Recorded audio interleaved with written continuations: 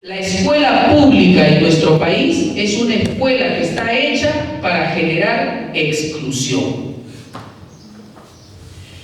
Y en esa línea, entonces, la pregunta que nos tendríamos ¿cuál es el problema?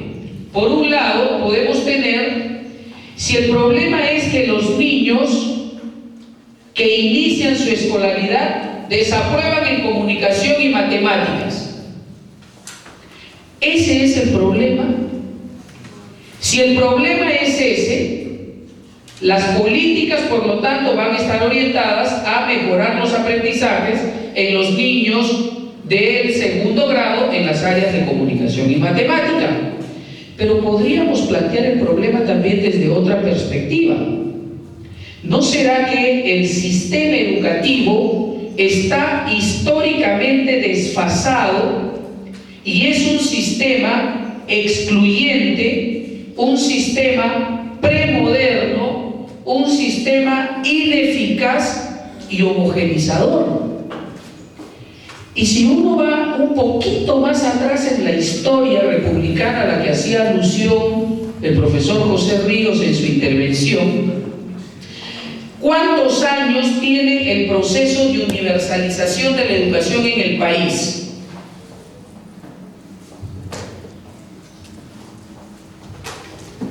¿Desde cuándo todos los ciudadanos de este país tienen derecho a una educación básica y gratuita?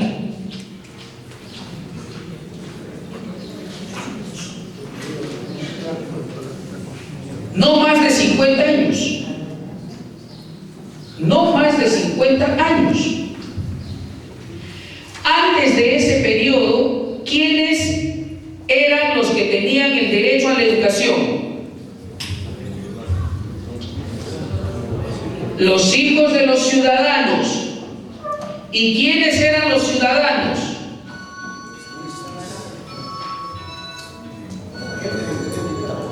La gente que tenía dinero. O sea, los ciudadanos, uno adquiría la ciudadanía no necesariamente por tener mayoría de edad. Si uno mira la historia republicana, la ciudadanía la adquiría generalmente porque tenías la posesión de un bien y participabas activamente en la vida económica del país. Si no eras poseedor de un bien, no tenías derecho a la ciudadanía. Avanzamos en el proceso de ciudadanización y ya no solo bastaba ser poseedor de un bien, sino que además requería ser hombre. ¿De acuerdo? Avanza el proceso de ciudadanización, ya no solo necesitas poseer un bien y ser hombre, sino tener más de 21 años de edad. Después llega el proceso de ciudadanización de la mujer. Después llega el proceso de ciudadanización de los analfabetos, porque se decía, los analfabetos no tienen derecho a voto, ¿no? Porque el derecho al voto, además, no solamente era el derecho al voto, sino que viene el reconocimiento de la capacidad jurídica. O sea, tienes derecho a votar, derecho a contratar, derecho a decidir, etc. Y así seguimos avanzando.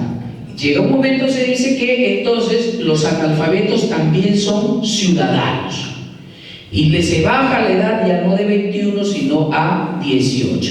Y en ese proceso de ciudadanización y de ir ganando derechos, hay un momento determinado, en los años 60, donde se reconoce que todos los nacidos en el país tienen el derecho a una educación obligatoria y gratuita. Ahí, en ese momento, el Estado entra en un problema terrible, porque una cosa es atender la educación de 1 millón de estudiantes que, por lo tanto, respondía a un modelo de educación que esos padres querían tuvieran sus hijos. que fuera en castellano, que fuera católica y con todas las características que la conocemos. Pero cuando se hace masivo, un ratito. Pero acá también estos chicos hablan quechua, ahí no hay profesores que sepan enseñar en quechua. Estos niños hablan otras lenguas y no hay profesores que sepan enseñar esas otras lenguas. De 1 millón hemos pasado a tener 4 millones y solo tenemos aula para 1 millón. ¿De dónde sacamos las otras aulas?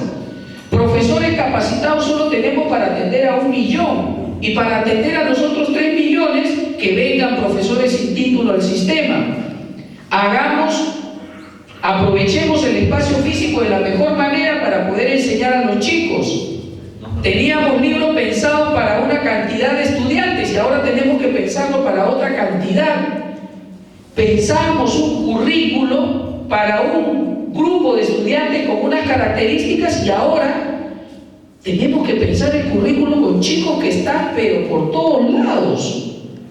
Genera un reto al Estado que el Estado no ha sido capaz hasta este momento de responder. Y eso hace entonces que tengamos un sistema que es excluyente. Y ahí los datos están a la vista. Esto no es interpretación mía ni de un grupo de gente. Hay investigaciones que se han hecho en el país y que dan cuenta de esto.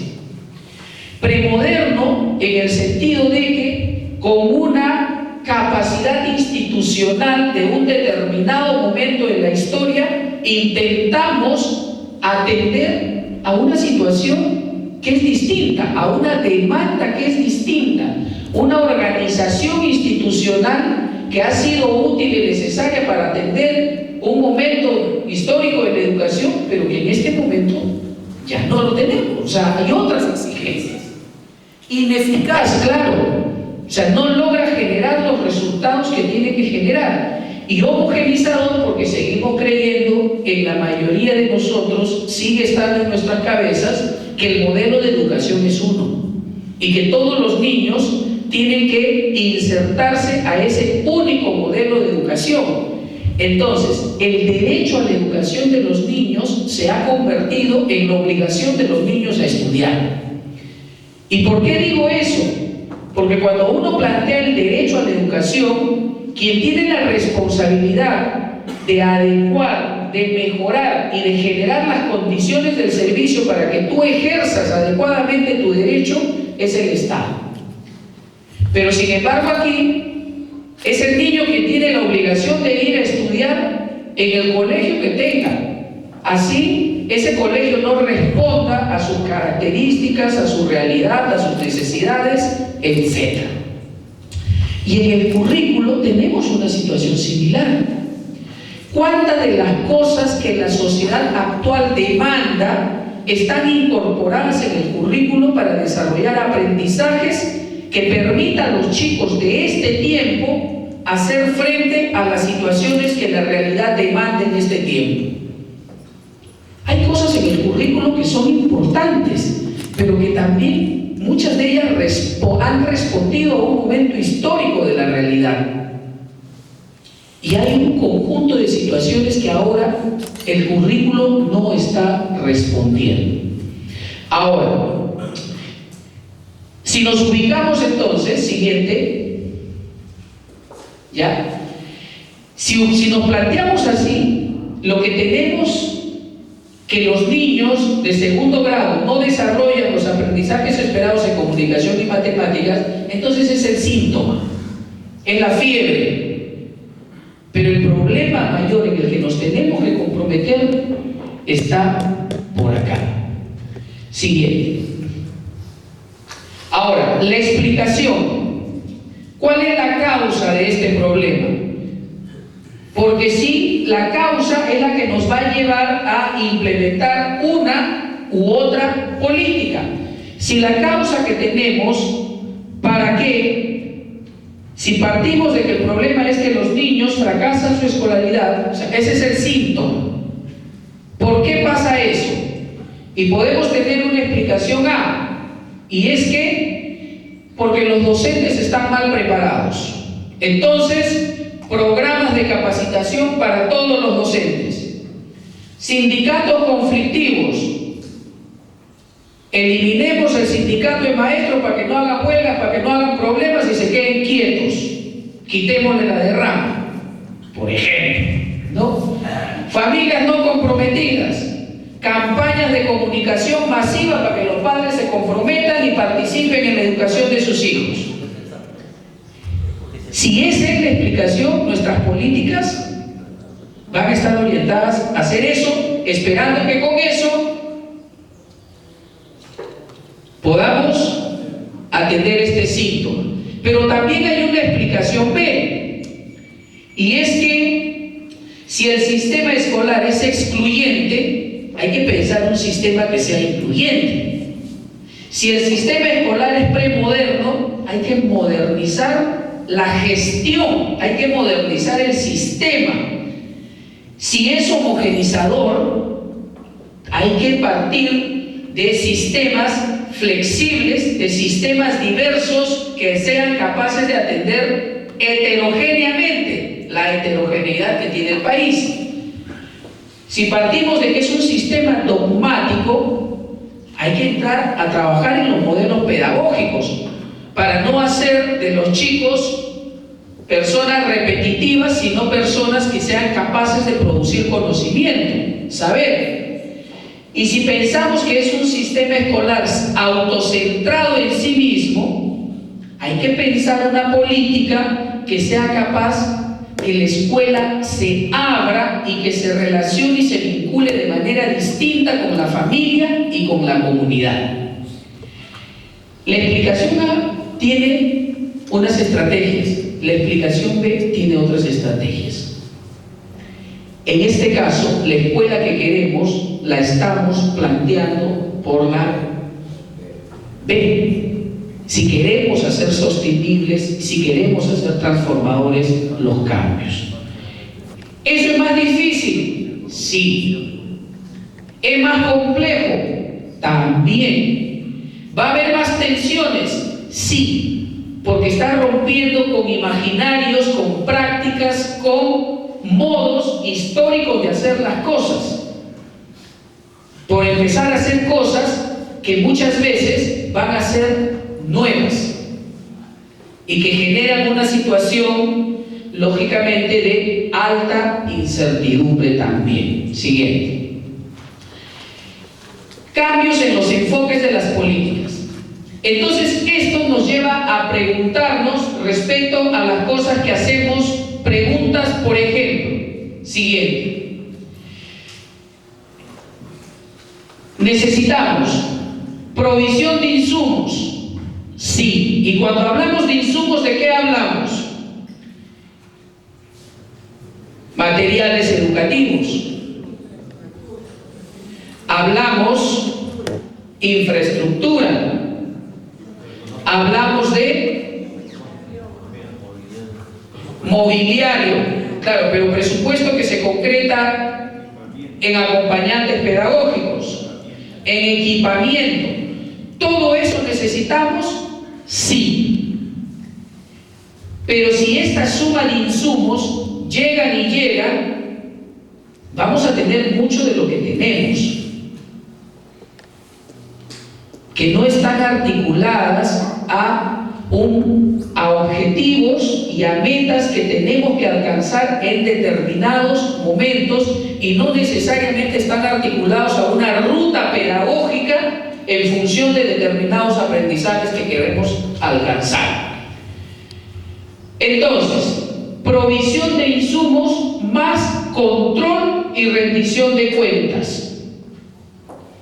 Sí, porque entonces damos materiales, pero evaluemos si esos materiales están llegando a tiempo, se están utilizando efectivamente y si están articulados con lo que el profesor finalmente va a hacer en el aula. Tenemos acompañantes, veamos si esos acompañantes han sido debidamente seleccionados, están haciendo bien su trabajo, están siguiendo el protocolo y la metodología que tienen que hacer como acompañantes, o están haciendo cualquier cosa. ¿Y cuáles son los objetivos que está logrando ese acompañante?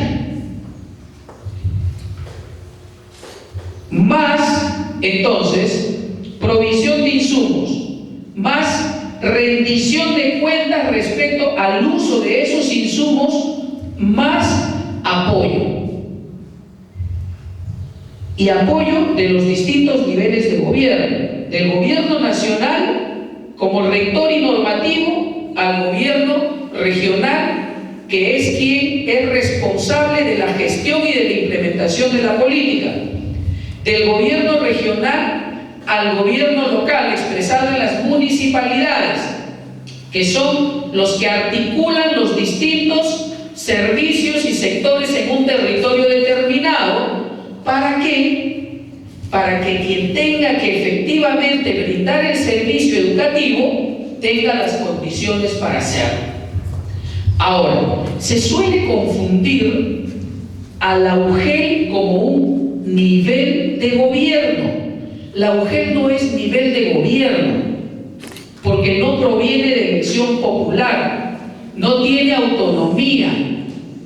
La UGEL es un órgano descentralizado de gestión dependiente del gobierno regional. El nivel de gobierno es el gobierno regional, que tiene sus órganos descentralizados de gestión, la Dirección Regional de Educación y las unidades de gestión educativa local y las instituciones educativas. Las instituciones educativas no dependen de la municipalidad ni del Ministerio de Educación. Las instituciones educativas, según la Ley Orgánica de Gobiernos Regionales, dependen del gobierno regional.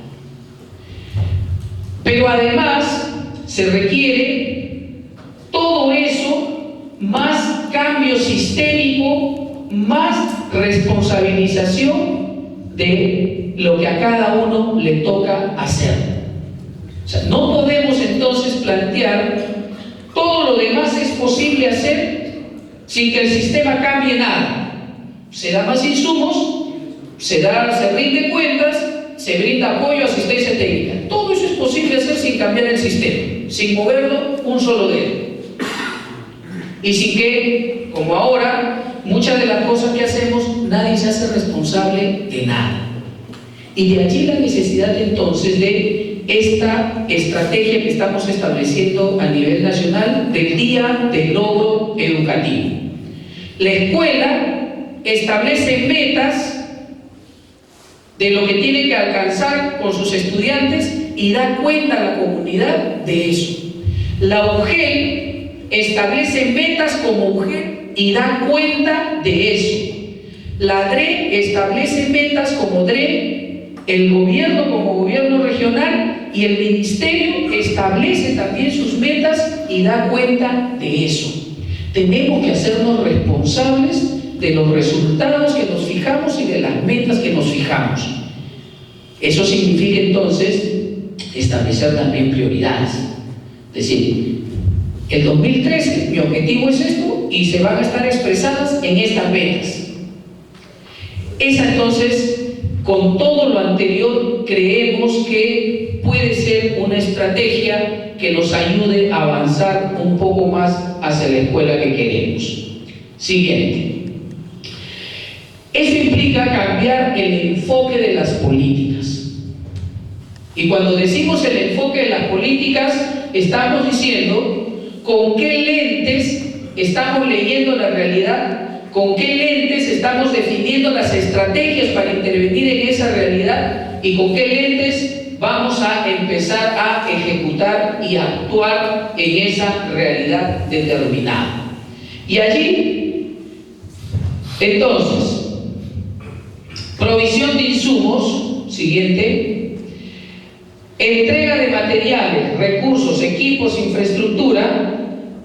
Si solamente nuestro enfoque es que las escuelas van a mejorar los aprendizajes, si tienen materiales, recursos, equipos, infraestructura, lo que estamos diciendo es que son las escuelas y los docentes los responsables de mejorar los rendimientos de los estudiantes.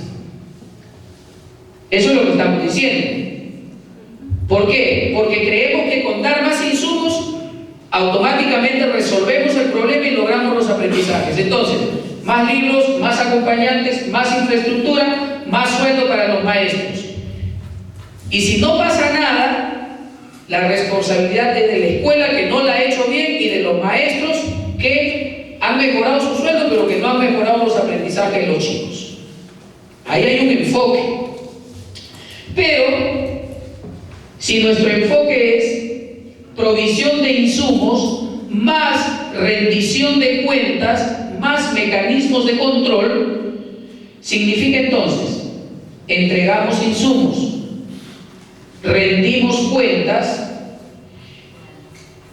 y ahí entonces seguimos diciendo que son las escuelas y los docentes los responsables de la mejora. Porque decimos, ¿quién tiene que rendir cuentas? La escuela. ¿Y cómo rinde cuentas la escuela? El docente evaluándose periódicamente. La escuela convocando a los padres y diciéndoles qué ha hecho con los materiales. La escuela, etc. Seguimos entonces en un nivel donde la responsabilidad solo es de la escuela y el docente. Pero si vamos al tercero, insumos más rendición de cuentas más apoyo y asistencia técnica, igual se entrega insumos, se rinden cuentas en función de las metas trazadas, se brinda el apoyo, y el apoyo a través del acompañamiento pedagógico, por ejemplo, o en algunos casos a través del acompañamiento a los directores y a las directoras. Hasta allí seguimos colocando el énfasis en que es la escuela y el docente los responsables de la mejora. Yéndonos al cuarto, allí podríamos indicar, siguiente, se entregan insumos, se rinden cuentas por metas que nos hemos trazado, ya no solo el docente en el aula y la escuela ante la comunidad, sino todos los órganos que intervenimos. El Estado Nacional y los gobiernos regionales son corresponsables del cambio con las escuelas y los docentes. O sea, alcanzar esos aprendizajes que queremos en esta lógica del cuarto enfoque de la política, en que ya no solamente es responsabilidad del docente y de la escuela, sino que es también responsabilidad del gobierno regional y del gobierno nacional, quien junto con el docente y quien junto con la escuela son corresponsables de que esa situación cambie. Y ahí ya nos coge a nosotros. Como quien diría, ahí no podemos pasar piola, ¿no? Porque claro, desde nuestra posición muchas veces es fácil decir que el problema es de los malos profesores, de los malos directores y de las escuelas que no logran hacer lo que tienen que hacer. Pero si la pregunta viniera de ellos hacia nosotros, ¿y ustedes están haciendo lo que tienen que hacer? Como gobierno regional y como gobierno nacional. Siguiente. Varias interrogantes allí, que tienen que ver entonces con preguntas que nos pueden ayudar a ir en esta. ¿Más niños en educación inicial? Sí. Pero ¿qué calidad de educación inicial hace un factor favorable al aprendizaje? ¿Cualquier educación inicial? ¿O requiere algunas características y estándares de calidad para que favorezcan esos aprendizajes? Más materiales en las escuelas, pero finalmente todos los materiales favorecen los aprendizajes, o qué materiales realmente van a favorecer los aprendizajes que queremos alcanzar. más docentes capacitados. Basta la capacitación por la capacitación, de la cual ya hemos tenido mucho, o qué desempeños necesitamos que los docentes logren alcanzar para favorecer los aprendizajes. Por lo tanto, la capacitación docente está en función de esos desempeños que queremos que los docentes alcancen. ¿Sabemos cuáles son esos desempeños? Se está trabajando en marco del buen desempeño, pero luego esos desempeños hay que evaluarlos para establecer líneas de medida y sobre eso empezar a diseñar estrategias que se midan periódicamente para ver si efectivamente esos desempeños se están alcanzando. Más familias participan, pero ¿de qué clase de participación estamos hablando para que favorezcan los aprendizajes? Que sigan llevando los ladrillos, que sigan contribuyendo con las sillas, con las mesas, que den la plata para la luz y el agua. ¿Eso es necesario? Sí es necesario, pero ese tipo de participación solamente es la que queremos, o es que a esa hay que añadirle una participación de otro tipo que esté más vinculado también a los aprendizajes, o más directores capacitados. Pero ¿qué prácticas de gestión de los directores favorecen los aprendizajes? El director que sigue haciendo básicamente trámites y labores administrativas, o queremos un director que sea líder o lideresa que dirija el proceso pedagógico de la escuela, o sea, un líder pedagógico. O metas más claras de resultados, o sea, basta las evaluaciones censales, o cuáles son las rutas pedagógicas que nos tienen que orientar a alcanzar esos aprendizajes que estamos queriendo medir y evaluar. Claro, porque hay una brecha grande entre lo que se evalúa y entre lo que se enseña. Finalmente, si tú evalúas otra cosa de lo que enseñas, o sea, tus resultados siempre van a ser complicados, ¿no? Y ahí hay una brecha entre lo que el país demanda como necesidad educativa y entre lo que finalmente se enseña, entre lo que se evalúa en las evaluaciones censales y lo que se enseña, entre lo que el profesor tiene que enseñar para alcanzar esos aprendizajes y lo que finalmente el profesor enseña. Y el profesor enseña lo que sabe muchas veces, no lo que tiene que enseñar necesariamente. O más y mejor evaluación, pero ¿cómo usamos los resultados de la evaluación censal? Aquí mismo en Ica he visitado escuelas donde ya, pese a que les han llegado los resultados de la evaluación censal, y estoy hablando del mes de julio, la directora, la respuesta fue: en mes de mayo me ha llegado un paquete, eso debe ser. ¿No lo has abierto aún? No, se lo he pasado a la subdirectora. Pero, ¿le has averiguado de qué era? No, pero le voy a preguntar. Pregúntale rápido ya, porque ahorita viene la segunda evaluación. Lo mismo me pasó en Ucayali, cuando fuimos a Pucallpa. Me reúno con los profesores y les pregunto: ¿cuánto creen que han sacado? ¿Cuál es el resultado promedio del nivel 2 en comunicación? 50%, 60%, 70%. Yo todavía bromeándole le digo: ¿quién da más? Vamos a ver los resultados de la evaluación. 4% había alcanzado el nivel 2 de 123 estudiantes. Matemáticas, ya se pusieron un poquito más realistas. Habremos alcanzado un 15%, 20%. Vamos a ver, 0%. Y no estoy hablando de escuela rural, estoy hablando de una escuela con infraestructura nueva, tiene un laboratorio bien, tiene un aula de cómputo moderno. Es una escuela que tiene todas las condiciones, o sea, tiene los insumos. pero sus aprendizajes están por los suelos. Entonces, ¿y eso por qué no lo han analizado ustedes con los profesores? ¿Qué están haciendo para revertir esa situación?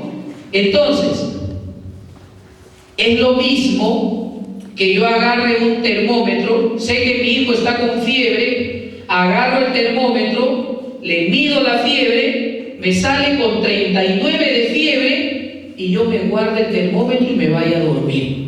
Eso es exactamente lo mismo cuando nos llegan los resultados de la evaluación y le damos la mínima importancia. Si ustedes miran el termómetro y su hijo tiene 39 de fiebre, ¿qué hacen?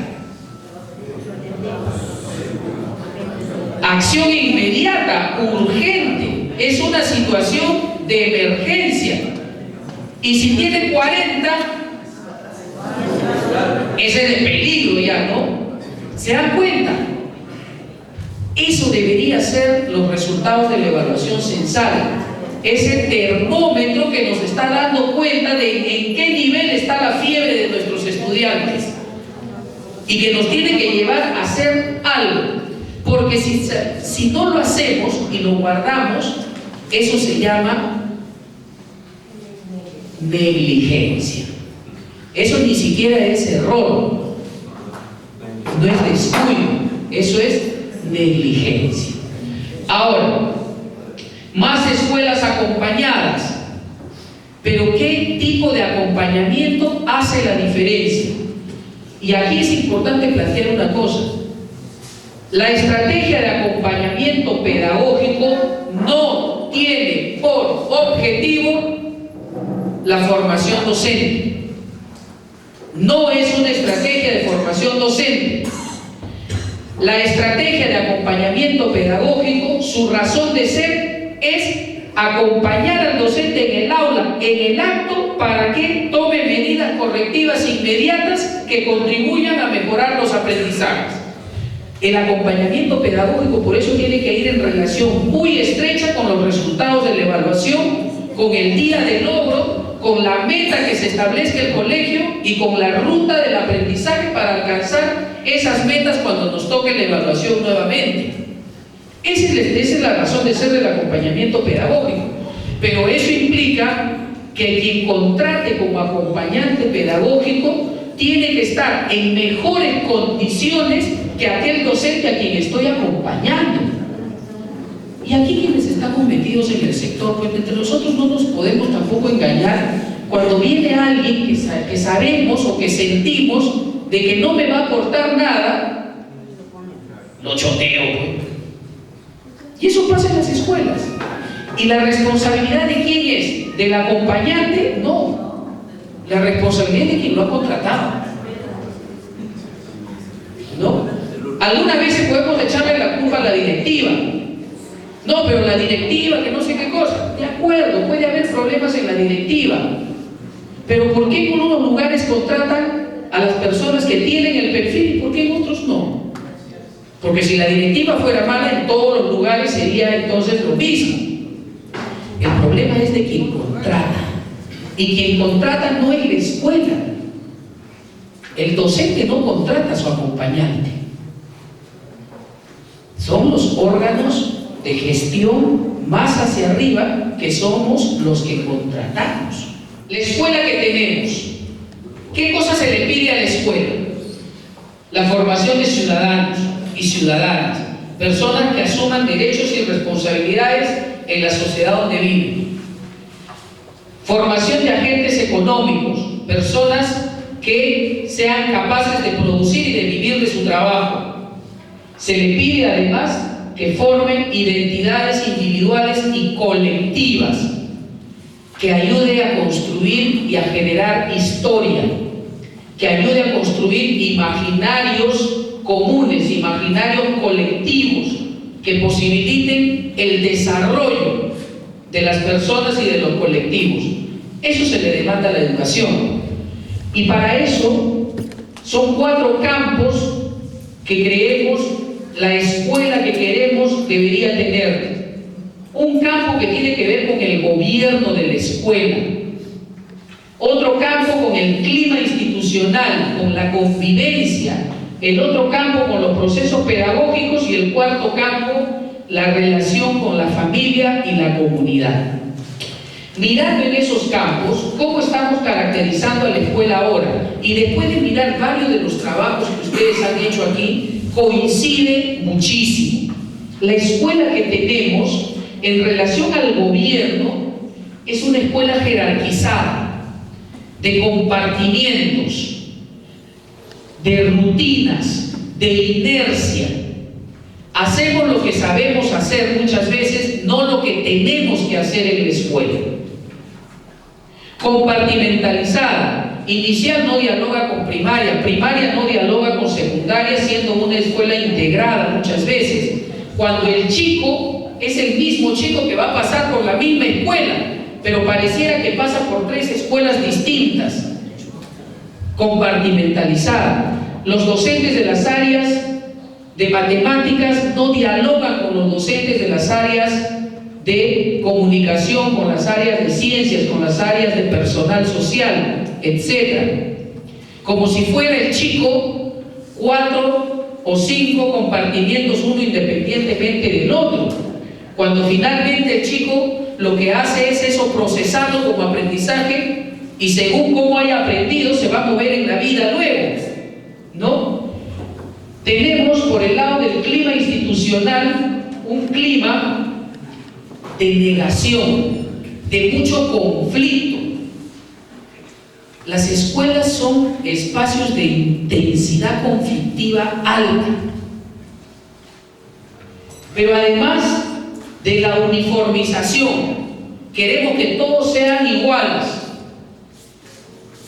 que piensen igual. Claro, cuando digo queremos que piensen igual, es que queremos que piensen igual que el director o de la directora. Y si el director o la directora no mandan, pero siempre hay uno u otro que quiere que los demás sean a su imagen y semejanza, incluidos los estudiantes, incluidos los padres. Pero tenemos una escuela basada en la obediencia, no basada en el respeto y la responsabilidad. Una escuela heterónoma, empezando por los maestros y por los chicos. No escuelas donde se ejerce autonomía. Escuelas donde tiene que haber alguien que te está imponiendo, incluso muchas veces agrediendo para que hagan las cosas, y no porque hay acuerdos y pactos donde cada uno sabe que tiene que cumplir.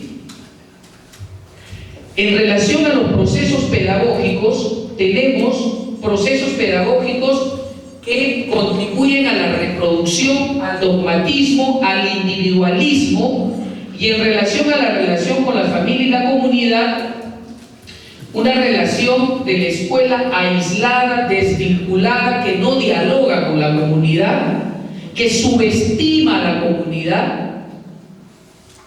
Muchas veces los maestros, los que dirigen las escuelas, creen que es muy poco lo que tienen que aprovechar de la comunidad en términos de saber, de aprendizaje y posibilidad también de aprender.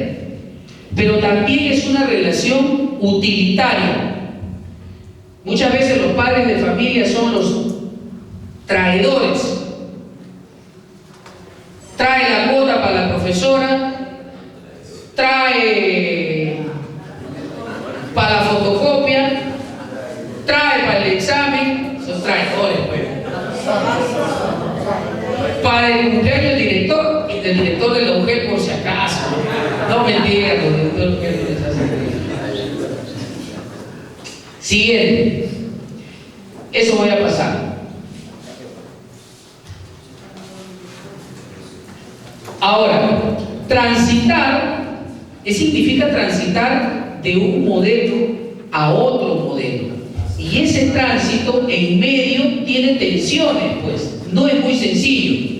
Es como que nosotros quisiéramos pasar de un lado del río al otro lado del río, pero no por un puente de concreto con estructuras metálicas. Es como que quisiéramos pasar por esos puentes del Ande, ¿no? Que son esos puentes colgantes, ¿ya? Y encima es un puente hueco, ¿ya? Que está todavía medio debilitado. Ese nivel de tensión, ya, es el que tenemos tenemos que transitar. Claro, si a mí me dicen, mira, el tránsito de aquí a acá no es un tránsito suave, sencillo, poniendo el ejemplo el puente, es un puente que se va a mover mucho. Si tú estás en la mitad del puente, ¿no? Y por ahí puede ser que una de las sogas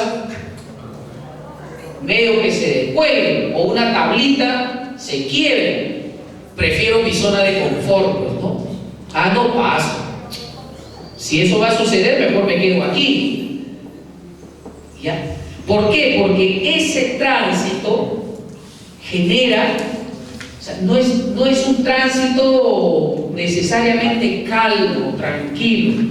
Y ya lo hemos vivido. O sea, este año ya hemos tenido varias huelgas, hemos tenido por todos lados, y no solamente en el gobierno nacional, estoy hablando también aquí, y lo que ustedes empiezan a experimentar cuando empiezan a querer generar procesos de reforma en serio. Primero son los propios equipos, o sea, la resistencia de los propios equipos al cambio. Luego son las resistencias externas, son los juegos políticos que empiezan a entrar también en el juego, lo que hace que este proceso sea un proceso tenso, ¿no? ¿Por qué? Porque lo que queremos plantear es esta escuela que queremos, y eso requiere cambios, algunos cambios de estructuras, ¿no? Siguiente. ¿Cómo nos imaginamos la escuela que queremos? Por un lado, una escuela que se gestione democráticamente, que esté orientada al cambio institucional, que garantice la calidad de la enseñanza y se comprometa con los aprendizajes. O sea, no estamos queriendo entonces un director leguleyo, un director papeluchero, un director autoritario que forme grupos y genera peleas por las puras en el colegio, y un director que de lo que sabe menos es de pedagogía y lo que sabe más es de generar broncas, conflicto, ¿no? O sea, queremos un director que gestione democráticamente, no solo un director, equipos directivos que gobiernen la escuela democráticamente, que orienten el cambio institucional de la escuela para este tránsito que estamos diciendo, que todo esto esté orientado a la calidad de la enseñanza y el logro de los aprendizajes. Pero esa gestión tiene como centro, o sea, la gestión no es un fin en sí mismo, sino que la gestión tiene como centro a estos niños que representan a los estudiantes del país, que necesitan desarrollar estos aprendizajes. Pero esos aprendizajes requieren de procesos pedagógicos que hagan posible. Y los procesos pedagógicos sí tienen que ser distintos. No podemos hablar de un solo proceso pedagógico para lograr esos aprendizajes en todos los estudiantes del país. Y lo que queremos es que entonces la enseñanza sea pertinente a las diferencias, que desarrolla y evalúa capacidades de actuación sobre la realidad. Entonces, si este es nuestro centro, este es el modo a través del cual vamos a lograr esto, la gestión, por lo tanto, tiene que estar en función del proceso pedagógico, y no el proceso pedagógico en función del buen humor del director o de la directora, o de lo que el director quiere o que ella o él considera eso es lo que se tiene que hacer porque así pues le parece, sino que una gestión se organiza en función de estos procesos pedagógicos, que sean capaces de sostener y hacer posible y viable estos procesos pedagógicos para alcanzar estos aprendizajes. Pero al mismo tiempo una gestión que haga posible un clima de convivencia grato, inclusivo, estimulante, que acoja a todos los estudiantes, que propicie permanentemente la colaboración mutua. Porque ya también los estudios han demostrado, escuelas con altos niveles de conflictividad, las posibilidades de alcanzar los aprendizajes esperados son mínimos. Escuelas donde se han establecido relaciones de cooperación, de respeto, de convivencia acogedora, las posibilidades de aprendizaje son mayores. Y eso también se gestiona. Un buen clima en una institución no es casualidad, no es casualidad, es provocado, es promovido, es gestionado. Pero además una gestión que gestione también la relación con la escuela y la comunidad, que genere un vínculo con las familias y con los actores sociales en base a un nuevo pacto social que esté centrada en los aprendizajes y donde estén claramente redefinidos los roles. Hay una campaña, esto como parte de la campaña en la movilización, está este Día del Logro, donde también allí el Día del Logro no solamente es una tarea de la escuela que dice yo voy a lograr eso. Lo que se está planteando el Día del Logro es decir, nosotros vamos a lograr eso. Yo docente me comprometo A, B, C, D.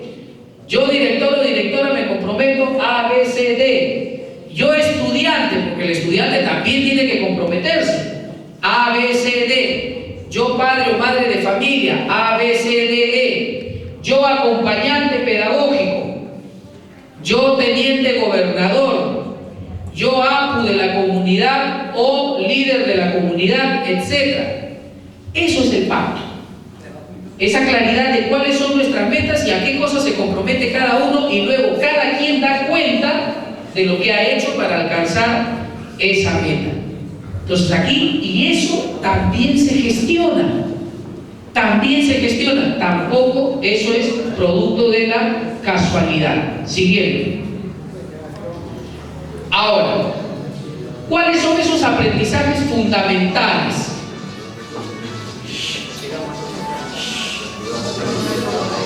Eso es para empezar a mover el estómago antes de que lleguen los alimentos. Cuando hablamos de aprendizajes fundamentales, estamos hablando de esos aprendizajes que todos los estudiantes de este país tienen que desarrollar.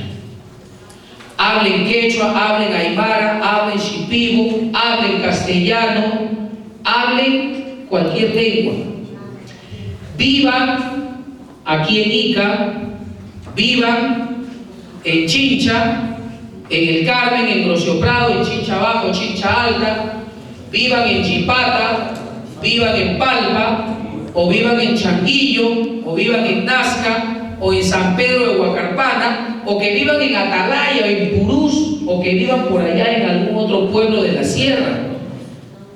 Todos los niños, porque ese niño, si decimos, tú solo tienes que aprender lo de aquí, lo de tu pueblito, lo de tu comunidad, es casi como que le estamos diciendo a ese niño, tú por lo tanto solamente vas a vivir aquí y tienes que aprender a vivir aquí.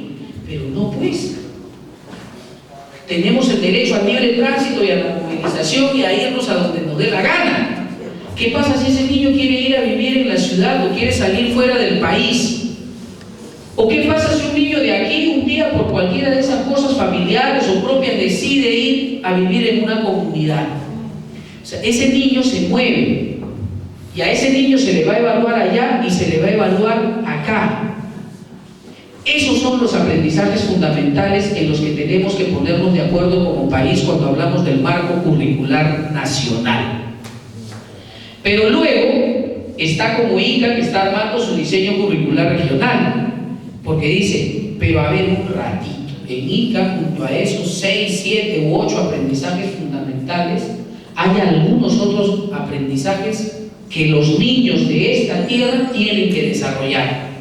Entonces ya serán 6 más los 2, más los 3, más los 4 que ICA considera importante en esta parte del Perú desarrollar como aprendizaje adicional. Pero además el diseño curricular regional en ICA dice, pero los niños todos tienen que alcanzar esos aprendizajes, pero los caminos para alcanzar esos aprendizajes no es único, no es solo la Panamericana Sur. También podemos llegar por otros caminos, pero lo que está claro en todos es ese aprendizaje que queremos alcanzar en ese niño. Y el diseño curricular regional tiene que tener esa virtud de decir qué es lo propio en los aprendizajes en esta parte del país y cuáles son las rutas, esos modelos pedagógicos que vamos a tener que transitar para alcanzar esos aprendizajes fundamentales. ¿Y de qué aprendizajes estamos hablando? Primero, que accedan a la lengua escrita demostrando competencias en lectura y en escritura. Saber leer, saber escribir, que guste la lectura, saber interpretar la lectura, que haya hábito de la lectura y que seamos capaces de comunicarnos a través de la escritura.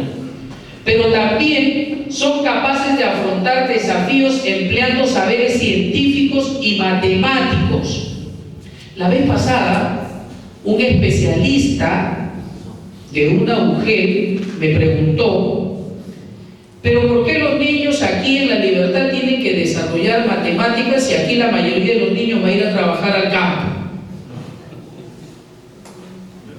Ese rato, así como Condorito, plop, exijo una explicación. 3. Actúan con plena conciencia de derechos y responsabilidades por el bien común. 4. Elaboran respuestas pertinentes y efectivas a necesidades reales en diferentes contextos. Por ejemplo, varios de los que están aquí han estado en la Conferencia Internacional del Marco Curricular. Y hay una exposición que hizo ahí León Trachtenberg. No sé si recuerda alguno. León Trachtenberg hizo una exposición. Y él planteaba así de manera, así un listado de cosas que todos los estudiantes al salir de la secundaria, o sea, eso expresado en cosas que tenían que salir haciendo los chicos. Por ejemplo, decía, los chicos tienen que salir sabiendo de la secundaria, armar y desarmar correctamente una bicicleta. La capacidad de organización, la capacidad de aprender con las manos, la capacidad de articulación. Decía, todos los chicos tienen que, al término de la escuela, salir haciendo un reportaje de mínimo, un reportaje audiovisual de mínimo 3 minutos, con imágenes, con sonidos, con mensajes, que da cuenta de su capacidad de procesamiento, de análisis, de comunicación, de transmisión de información. Pero también decía, todos los estudiantes a lo largo del colegio mínimamente tienen que haber participado en una obra de teatro.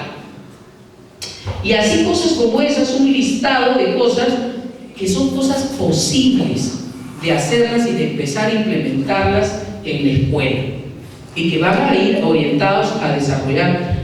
Esa es una forma. Los que estamos o los que están un poquito más en las áreas rurales podrán decir, pero acá en vez de hacer eso, porque acá no hay bicicleta, pero acá podríamos hacer esto otro. O sea, esas son las rutas que tendríamos que ir buscando. Siguiente.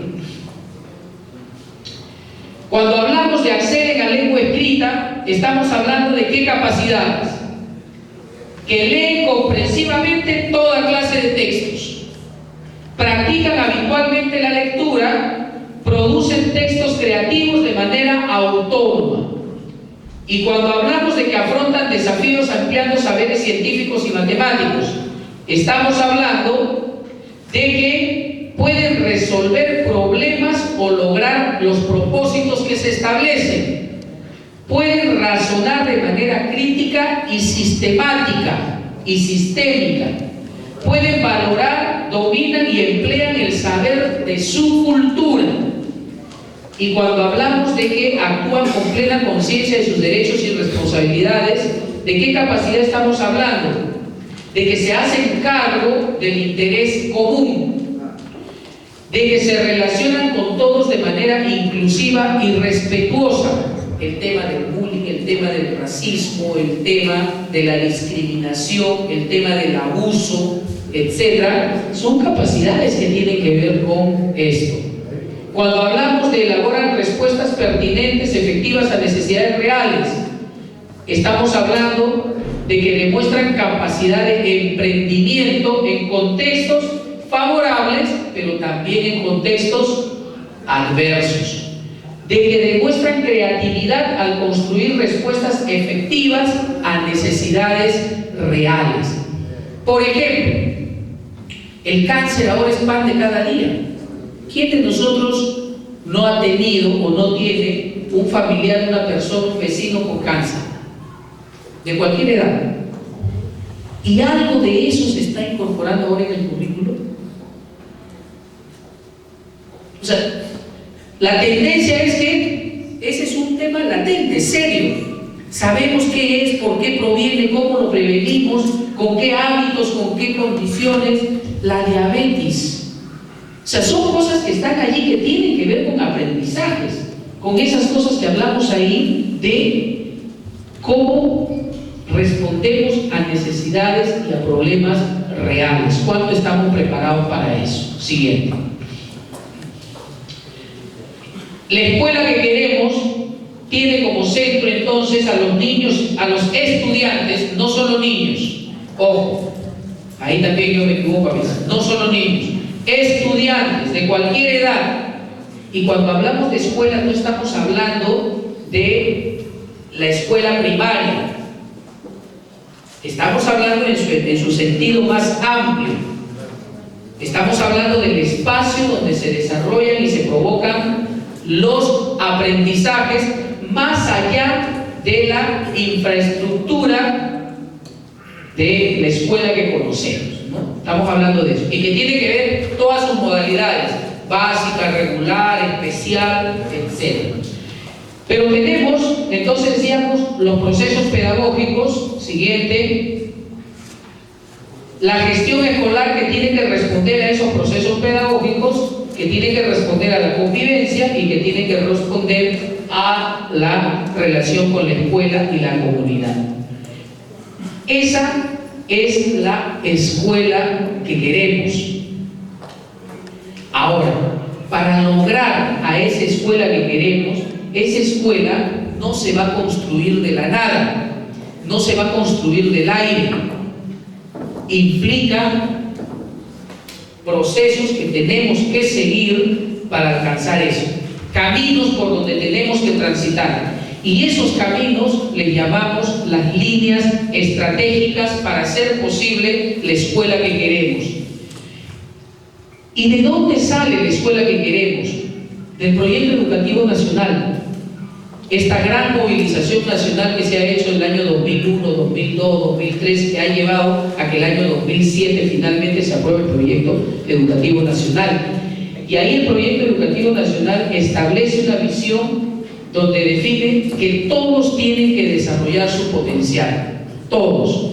Y para eso ha definido varios objetivos que luego van a ser asumidos por nosotros como esos caminos para alcanzar la escuela que queremos. Oportunidades y resultados educativos de igual calidad para todos. Instituciones educativas que garanticen aprendizajes pertinentes de calidad. Y si queremos instituciones educativas que garanticen, hay que reformar la escuela. Maestros bien preparados que ejercen profesionalmente la docencia. Hay que reformar el magisterio. Una educación financiada, gobernada con transparencia que logra resultados. Una nueva gestión. Una gestión modernizada. Una gestión descentralizada, transparente, que genere resultados y participativa. Educación superior de calidad que aporta al desarrollo y la competitividad.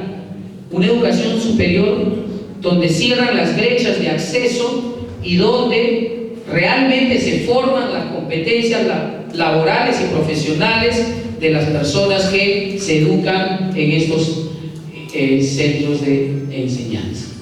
Y una sociedad que educa a sus ciudadanos y los compromete con su comunidad. Una lógica entonces de aprendizaje de la escuela en relación con la familia, con la comunidad, que trasciende entonces como posibilidad de aprendizaje a lo que el docente puede hacer única y exclusivamente en el aula. Ahora, para eso requerimos entonces priorizar políticas.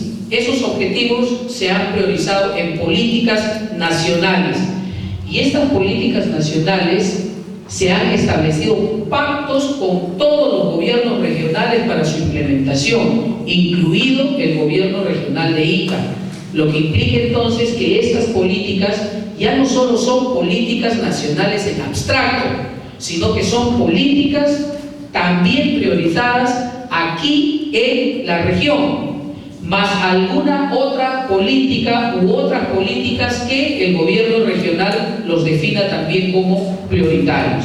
Y estamos hablando aprendizaje de calidad para todos, primera infancia, educación rural, respeto a la cultura en el aprendizaje, respeto a otros grupos culturales que no sean los castellano hablantes. Y este programa de mejoramiento de los aprendizajes en la educación rural, como les decía, es una estrategia que responde a esa política número 3 y a la política número 4. Y también allí se está buscando que en algunos distritos se amplíe la cobertura, por lo tanto, en aquellos casos que también apunte a la política número 2. Este programa de mejoramiento de los aprendizajes en las zonas rurales está orientado a alcanzar las metas de cierre de brechas. Es una estrategia, por eso les decía, el programa no es un fin en sí mismo, sino que ese programa va a cumplir su cometido en tanto permita cerrar las brechas. Pero tenemos para eso la política de desarrollo magisterial, siguiente, la política de nueva gestión, y tenemos la política de educación superior, que tiene dos políticas, uno para cerrar brechas en el acceso y otra para realmente posibilitar las competencias. Y hay dos políticas adicionales priorizadas que tienen que ver con la competencia de deporte, que también es competencia del sector. Promover actividad deportiva y promover actividades de alta competencia a través del Instituto Peruano del Deporte. Siguiente.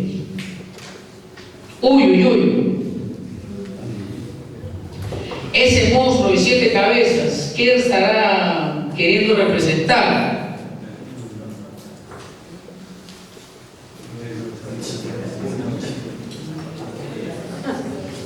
Una cabeza es el ministerio, ya está bien.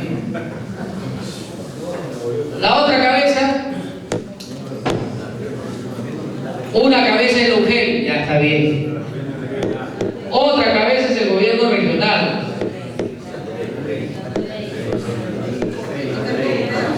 La ADRE,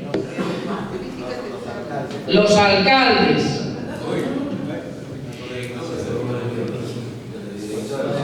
O sea, lo que ellos intentan representar es el conjunto de amenazas, el conjunto de resistencias, el conjunto de dificultades, de complejidades que tenemos para alcanzar esta escuela que queremos. Y lo que queremos invitarlo entonces a ustedes es asumir en sus manos la responsabilidad de vencer a ese monstruo de 7 cabezas. En algunas regiones van a ser 12. O en algunos lugares, ¿no? O sea, ese es el nivel de complejidad que tenemos entre manos. Reformar la escuela y alcanzar la escuela que queremos no es una tarea sencilla. Y no lo podemos lograr haciendo todo lo que hacemos en este momento, de la misma forma que lo hacemos en este momento y de la misma manera como nos estamos organizando en este momento.